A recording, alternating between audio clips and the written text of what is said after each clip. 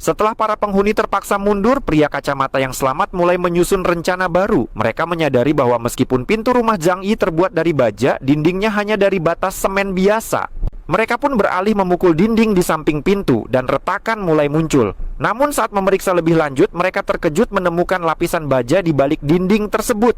Pria kacamata yang awalnya takut mendekat, kini memberanikan diri memeriksa kondisi dinding. Keterkejutannya bertambah saat menyadari bahwa seluruh dinding rumah itu dilapisi baja. Seolah-olah Zhang Yi telah mempersiapkan benteng ini untuk menghadapi situasi seperti sekarang. Para penghuni mencoba berbagai cara, bahkan memeriksa apartemen di atas dan bawah rumah Zhang Yi. Namun baja melapisi hampir seluruh strukturnya. Mereka akhirnya merasa putus asa, menyadari bahwa Zhang Yi telah menciptakan benteng kokoh yang hampir mustahil ditembus tanpa alat yang memadai.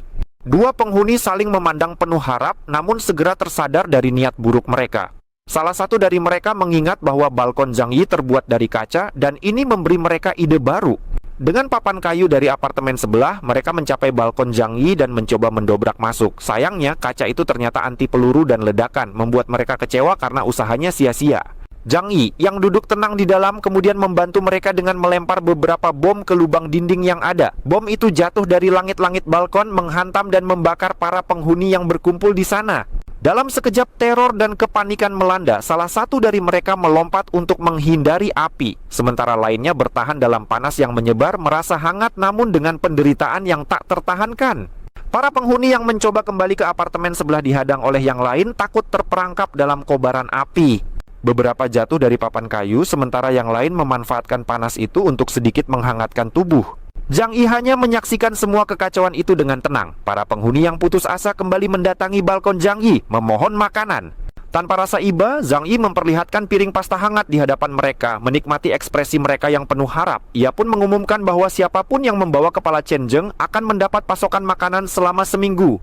Mendengar itu, para penghuni langsung menatap Chen Zheng yang segera mengunci diri di apartemen sebelah. Para pengikut Chen Zheng berusaha melindunginya, namun ketegangan terus meningkat. Keesokan paginya, beberapa penghuni yang kelaparan menyergap Chen Zheng dan pengikutnya berharap merebut makanan yang dijanjikan Zhang Yi. Kedua penghuni yang menyerang Chen Zheng akhirnya tergeletak tak berdaya. Chen Zheng, sang pemimpin, memerintahkan anak buahnya untuk menyimpan mereka sebagai cadangan makanan. Namun serangan tersebut membuat Chen Zheng terluka di punggung dan ia segera memanggil Dr. Zhou untuk merawatnya.